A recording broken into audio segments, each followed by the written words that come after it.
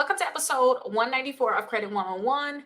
Let's go over these things that you guys can do to protect your identity and protect yourself from identity theft. I do have a link to Aura who can actually help you to protect your identity. They can also help your family too. Even just surfing the web with VPNs, they have different protections they can have you for your bank account. Definitely check them out. It's a 14-day free trial. Now, the first thing is monitor your credit reports. I look at my credit reports and scores daily, but you guys can just do it once a week or once a month, at least once a month. Seriously, and have alerts. Like Credit Karma will alert you on certain things. Check your email and have those alerts set. But you guys should be checking your credit regularly and do not go like a year, 2 years without checking your credit. Don't wait till you want to get a car, till you want to get a credit card to think about checking your credit, because then it may be too late. And then now you're trying to figure out how to fix it, which we're going to talk about a little later on. But please check it on a regular. Make sure you guys use a strong password. I a lot of times let Apple just pick my password because I might try to pick the same thing.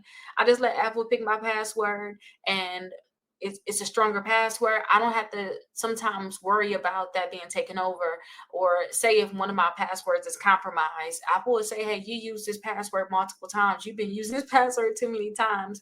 So I learned to just go that route.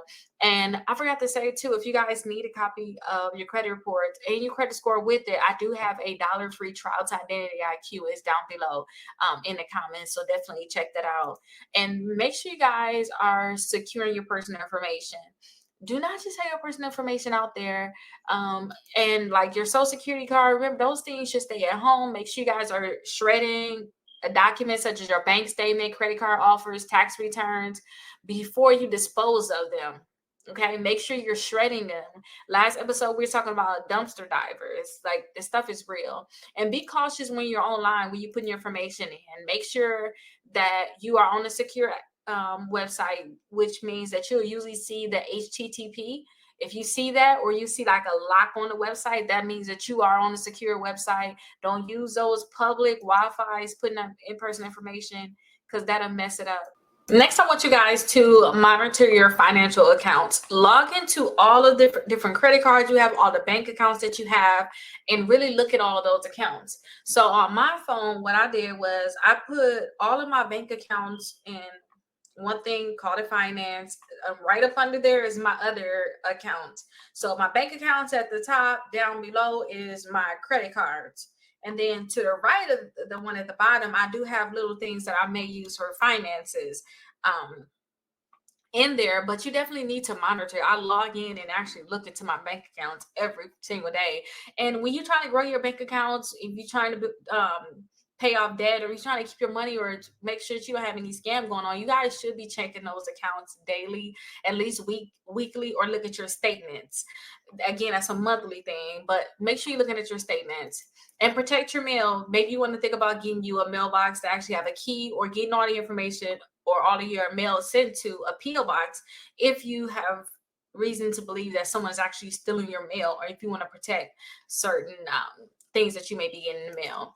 You guys may think that, oh my gosh, I may have scams going on, or I may get caught up in a scam, and know that it could really happen, because I literally get calls, emails, text messages from companies that, or people that's acting like they're certain companies. Like, I just got a text message from someone saying my UPS package has been delayed, or they just want to confirm that it's me, like I sent somewhere else. And it's like, I know it's a scam. I just put right on my text messages, since I got an iPhone, that it is a scam. And make sure you guys are using identity theft protection. Again, Aura is out there. It's a 14-day free trial. See if you guys like it. Go in there, see exactly what's going on there, and see how it can actually help you, because they can help with VPNs. They can help protect your family. They can give you access to look at your credit report there too. So it's so much that they can actually do. Go there, 14-day free trial, look around and see if you like it. I definitely suggest that you guys do. I wouldn't, if you had fraud before, you can put a fraud alert on there. But to me, just a freeze would do. I don't really want fraud alerts on my credit, but a simple freeze can do. You can call the credit bureaus, tell them put a freeze on, or you can actually log into your account account and put a freeze on. To me, the easiest when it comes down to freezes is going to be Equifax and TransUnion with the online service. Because it seems like Experian is not doing it anymore for free online. Like they're trying to make people to do like a credit lock. Excuse me, but I think that you guys should actually call Experian and get a lock. I mean, get a freeze put on your credit. Now you guys have to report any identity theft immediately. I just had a client where we sent the dispute letter out, and the company was like, "Hey, if it's identity theft, send us the FTC report about the identity theft, and then send us a police report, and they're going to act immediately." And that's what you need to do. You need to file identity theft report with the FTC, and then you also need to file something at your local police station saying that you had fraud. But let's go ahead and check out the website, and don't forget, get that 14-day free trial with Aura. So this is episode 195 of Credit 101. In this episode, we're going to talk about opting out of these different third parties or these different companies that's sharing our information. What they're doing is they could be selling it or just sharing it to these third-party companies. So we're opting out of data sharing.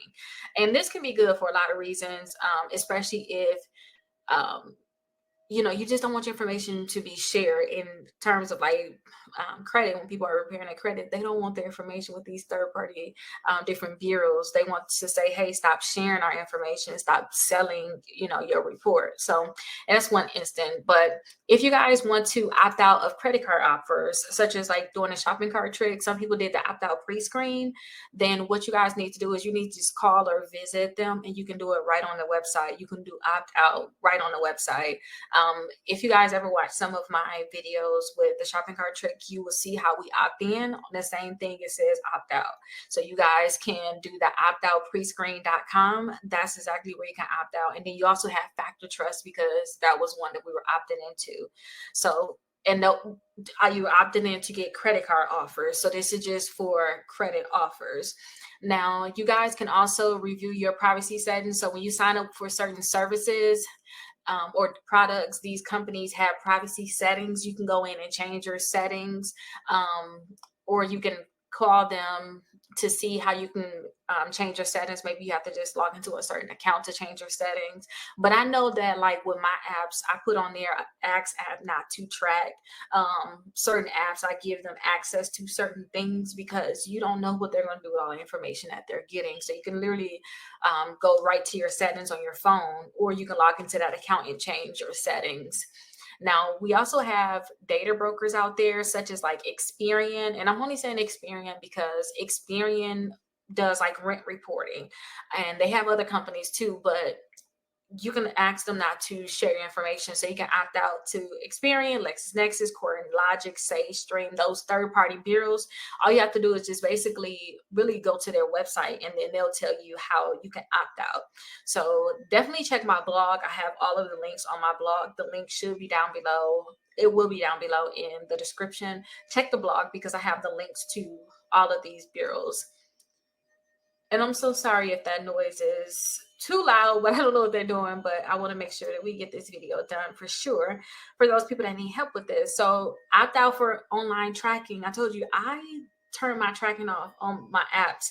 And even like with me being a couponer, sometimes apps want to be able to track you. You can only track me when I'm in the app and I have the app open. And I have to also remember too, I don't know if this consider having an app open. I have to make sure like on my different apps that I have up, I have to make sure I close all of the different windows, because I'm believing if the window is still open, that's a sneaky way they can say that you're on the app. So make sure I close those different windows. But you can ask all these apps to stop tracking, and you should be able to do this in your settings. The next thing is I want you guys to unsubscribe from marketing emails. I do this a lot. Maybe I sign up for certain marketing. Once I'm past a certain stage or I don't need certain marketing, I make sure I unsubscribe from it so that you guys can stop getting all of those different emails. Also from calls too, from certain companies. You can opt out from that, saying, hey, I do not want this anymore. Do not call me. I asked for a different payroll service. I was like, okay, I want to do a new payroll service, but I haven't gotten this new one signed up. They were still trying to sell me on it. And I just let him know, hey, at this time, I have a lot going on. Can you please send me an email about this so I can remember to come back to it? But you no longer need to call because I need to do some research first. And that was just a nice way of saying, hey, stop calling about whatever it is. And last but not least, make sure you guys continue to review this regularly. Keep checking, see exactly what is going on.